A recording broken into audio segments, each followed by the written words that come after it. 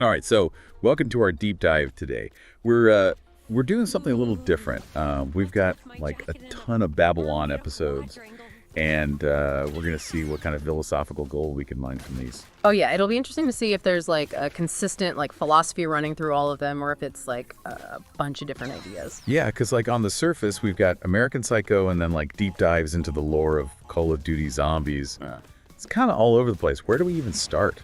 Well, one of the interesting things that Babylon does is like connect like seemingly disparate things. And so like, they spend some time talking about Lunar Park by Bret Easton Ellis and how it kind of connects back to American Psycho, which he wrote much earlier. That's interesting. Those two books seem like they're worlds apart, right? Like Yeah. one's a satirical horror about a Wall Street psychopath, and the other one is like a metafictional exploration of fatherhood and identity.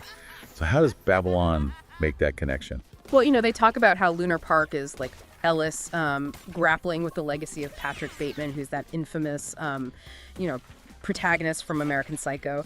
And they point out that Babylon sees Bateman as more than just a villain. He's like a symbol of the emptiness and superficiality of the 1980s. Like beneath all this success and wealth, there's this deep-seated darkness. So it's not just about one author wrestling with his creation. It's about a larger societal commentary, maybe, like on ambition and materialism. Yeah, and what's really interesting is how they argue that Lunar Park isn't just a sequel in terms of plot, but like thematically.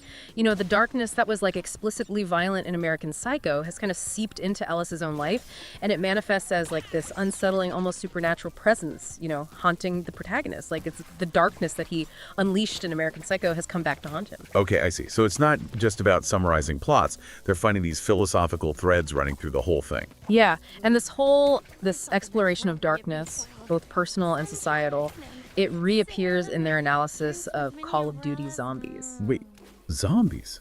How do you find philosophy in a video game about the undead? Well, it all comes back to Element 115, this fictional element that's like the root cause of the zombie outbreak. They see it as like a catalyst for this cosmic battle between good and evil. And humanity is right in the middle. The struggle isn't just about surviving hordes of zombies. It's about the potential for corruption and the blurring of lines between victim and perpetrator. Oh, interesting. So how do they connect that to the actual, like, characters and storylines in the game? Well, they talk a lot about Samantha Maxis, who gets trapped in the dark aether, and they highlight her tragic story. She's both a victim of these forces, that are controlling her, but also a powerful entity capable of, like, immense destruction. So she's not just a damsel in distress or a villain, she's this complex figure. It's about innocence and corruption, seeking revenge and yearning for freedom. Oh, wow. That's so much deeper than I would ever, thought about for Call of Duty.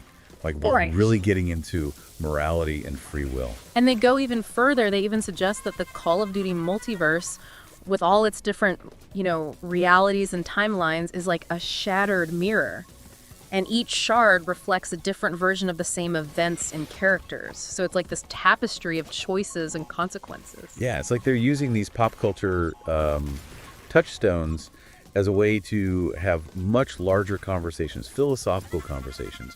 It's not just about the zombies themselves, but the human condition and what we do when faced with these extraordinary, circumstances. And then you've got Dr. Monty, who wants to create this, perfect world. Babylon views him as, a cautionary tale, a warning about the dangers of utopian thinking, and the importance of individual freedom. Oh, I see. So it's not just, good versus evil, but more nuance, like control and good intentions, maybe? Having unintended consequences. They're really thinking about the ethical implications of all this. Yeah, and that's what's so compelling. They're not just offering surface level readings. They're pushing you to think critically about choices, motivations, the bigger picture questions that these stories are raising. It's making me rethink the way I watch movies and play these games and stuff. But hold on. You said that they also talk about a goofy movie and the sequel. That seems like a lot lighter than American Psycho or a zombie apocalypse. Can they really find similar depth there? You might be surprised. So they focus on Goofy and Max's relationship as father and son and how it evolves, through the two films. They argue that in the first movie, Max is trying to impress Roxanne because he wants validation. He wants to get out from under his dad's shadow. But in the sequel, his motivations are more about self-discovery and finding his place. So it's about growing up, navigating relationships, figuring out who you are, even in a goofy movie.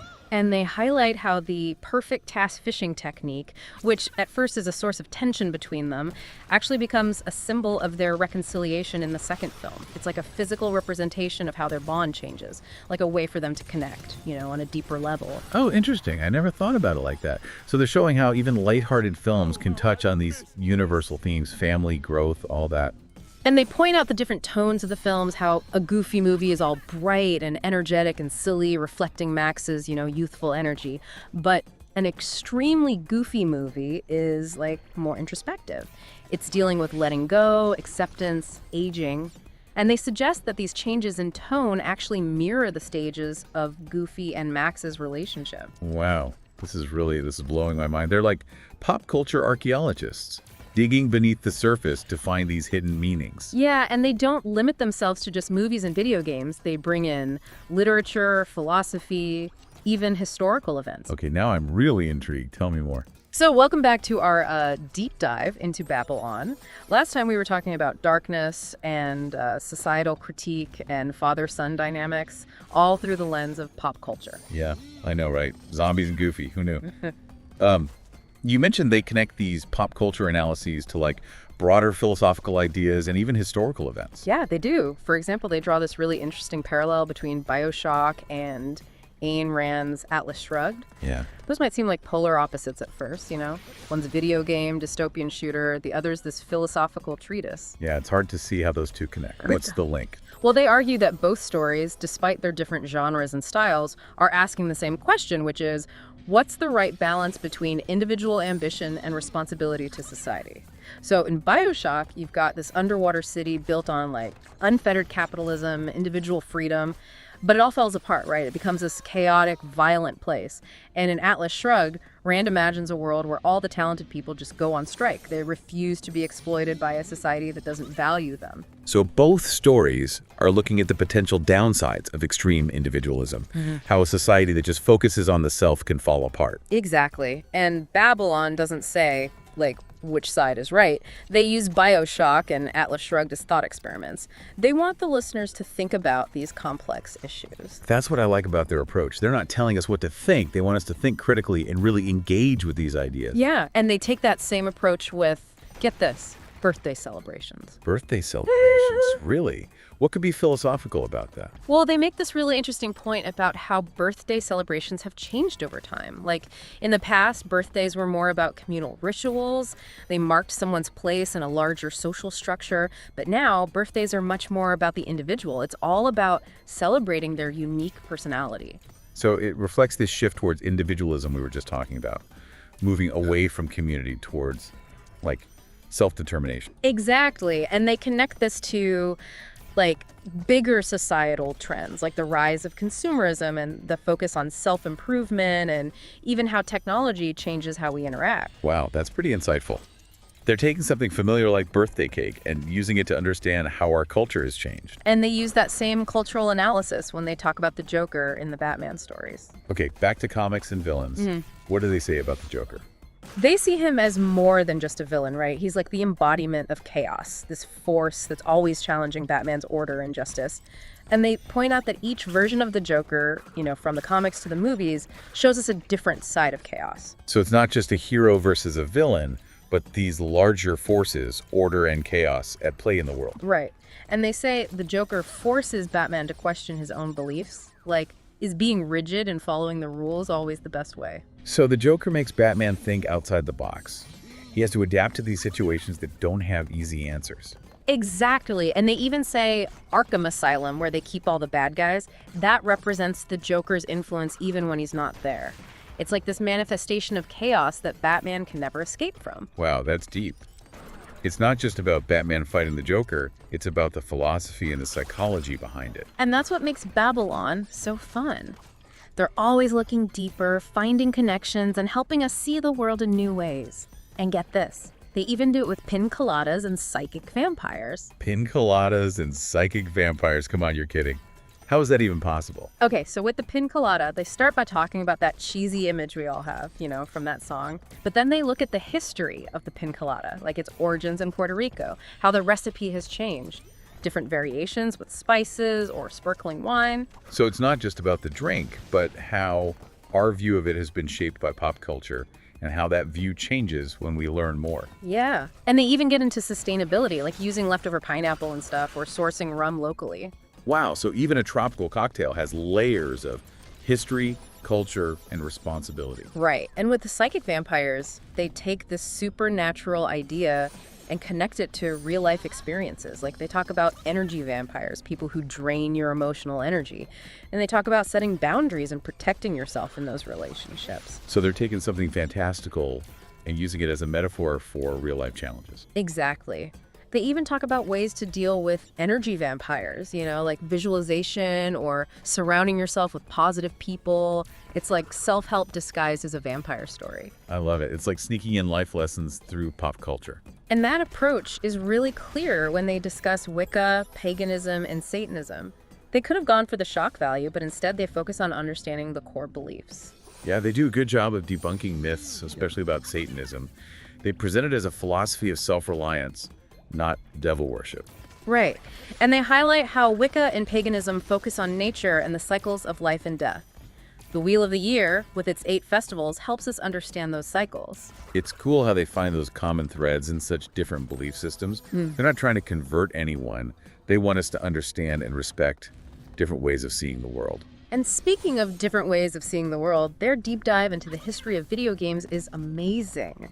They start with those early experiments in labs and go all the way to arcades, home consoles, and what we have today. It's crazy how far gaming has come in such a short time. From simple pixels to these immersive 3D worlds. And they talk about all the key people and inventions that shaped gaming. From Space War to Nolan Bushnell and the arcades, to the Japanese companies like Nintendo and Sega. It's like a history lesson on how gaming became so huge. And they don't avoid the controversies either, right? Like the violence debate. Right. They talk about Doom and how that sparked the whole debate about violence in games and how that led to the ESRB rating system. So gaming isn't just about fun, it's had a big impact on our culture. Okay, so from pina coladas to psychic vampires to video games, it seems like Babylon can find deeper meaning in anything. Oh, and it gets even weirder. They even talk about lotion. Lotion. Seriously, what could they possibly say about lotion? I know, right? But they actually start by talking about ancient Egypt and how people use things like almond oil and beeswax to moisturize. So lotion is like part of this long history of how we care for our bodies. Okay, that's kind of interesting. I never thought of lotion as self-care. Right, and they trace the evolution of lotion through different cultures and ingredients. They even debunk some myths about lotion, like you shouldn't put it on dry skin. It's better to put it on damp skin after a shower. They get into the science too, like humectants and emollients. Wow, it's like a lotion masterclass. I had no idea. And they talk about the downsides of some ingredients too, so we know what we're putting on our skin and choose the right products. So it's not just about slapping on any lotion. It's about understanding the ingredients, the science, and even the ethical side of lotion. And they connect that back to self-care. Being mindful about what we put on our bodies is as important as what we put in them. Okay, I'm sold. They can find philosophy in anything. But you mentioned Lupin III. That brings back some childhood memories.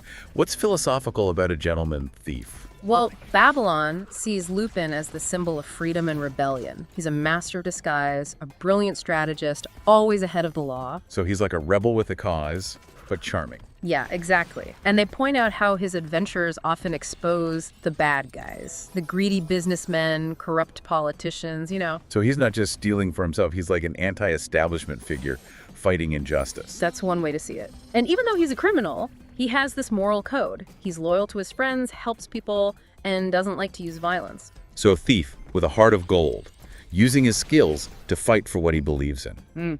But where's the philosophy? They see him as representing individual freedom.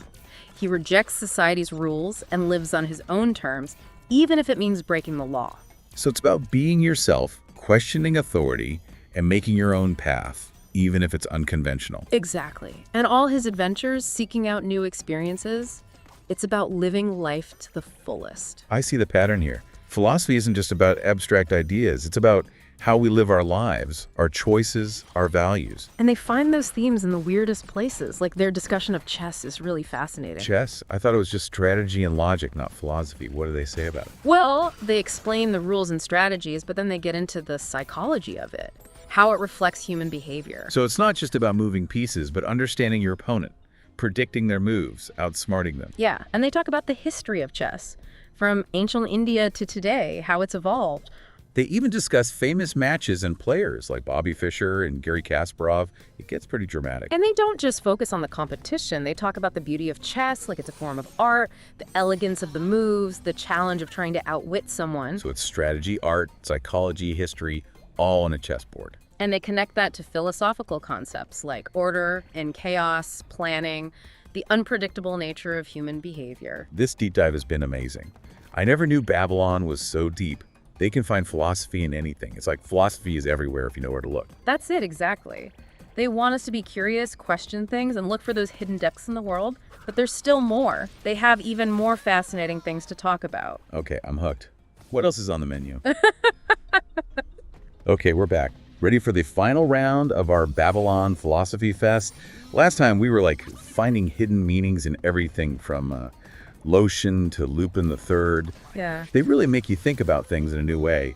Yeah, and they tackle some pretty big issues like the whole rise of AI and its impact on, well, humanity. Oh yeah, AI. Everyone's talking about it these days. Are they like worried about robots taking over the world? Well, it's kind of a mix of curiosity and caution, I guess. They're definitely fascinated by what AI could do, revolutionizing art, music, even medicine. But they also recognize the risks and the ethical stuff, the dilemmas that come with this kind of powerful tech. Like what kind of ethical concerns? One thing they talk about is this idea of like authorship and ownership. So like if an AI makes a song or writes a book, who owns it? Is it the programmer, the person who put in the data, or does the AI like have some kind of claim to it? Whoa, that's a tough one. Our laws and ethics, they're not really ready for that. It's like uncharted territory. And they go even deeper. Like, can AI become conscious? What does that mean for how we understand, sentience and personhood? They even talk about AI maybe feeling emotions, forming relationships, even questioning its own existence. Okay, now we're getting into some serious sci-fi stuff. It's mind-blowing to think about, but kind of scary too. It makes you wonder what it even means to be human. Right, and Babylon doesn't shy away from that. They want us to think about AI not just as a tool, but maybe as a new form of life that we might have to live alongside. It's like they're using AI to explore those big philosophical questions about what makes us human, what is consciousness, and what are our responsibilities, right? As creators of this technology. Exactly. And then, just when you think they've covered the most high-tech stuff, they shift gears and talk about something as basic as bread. Bread. I mean, it's delicious, but what's so philosophical about bread? Babylon takes us on this journey through the history of bread, They show how it was crucial to civilization, like growing grains, baking, that was all essential for agriculture and how humans formed settlements. So bread is like this symbol of human ingenuity, how we change nature to meet our needs. Right. And they even talk about how bread has been used for social control, like in the Roman Empire, giving free bread to the people, or rationing during wars or famines. Wow, it's amazing how something so simple can have such a big impact on history and culture. It really is the staff of life. And they don't just stay in the past, they look at bread today, the artisanal bread trend, the gluten-free thing, the whole debate about which types of bread are healthy. So it's about how our relationship with bread is changing. Our tastes, our diets, our values. Exactly. And they tie it back to sustainability, supporting local bakeries, organic ingredients, reducing waste. It's like even a loaf of bread can make us think about our impact on the planet. Okay, so we've got philosophy and bread. What about cannabis? They talk about that a lot too, right? Yeah, they do. And they're not just arguing for or against legalization. No, what's their take? They really get into the details about growing cannabis, like different strains, the environmental impact of big farms, sustainable practices. So it's not just about getting high, but understanding the plant itself, its history, its benefits, and its impact. Exactly. And they connect it to the broader idea of plant medicine, how humans have used plants for healing forever. They want us to see cannabis in a holistic way, beyond the stereotypes. This has been incredible. They've taken us everywhere, from the dark side of humanity to lotion, from AI to bread to cannabis. It's mind-blowing. It really shows how philosophy is all around us, in everything. Babylon shows us that anyone can think about these big ideas. You just have to be curious, ask questions, and look for the hidden depths. Yeah, it's not about dusty old books. It's about how we live, the choices we make, how we see the world. And they do it all with a sense of humor and a real passion for learning. So what's the takeaway for our listeners? What do we want them to remember? Be curious, question everything, look for the unexpected, the profound, the funny, in the most unlikely places. You never know what you'll find. Well said. Maybe you'll even start your own philosophical deep dives. Thanks for joining us on this exploration of Babble. Keep those minds curious.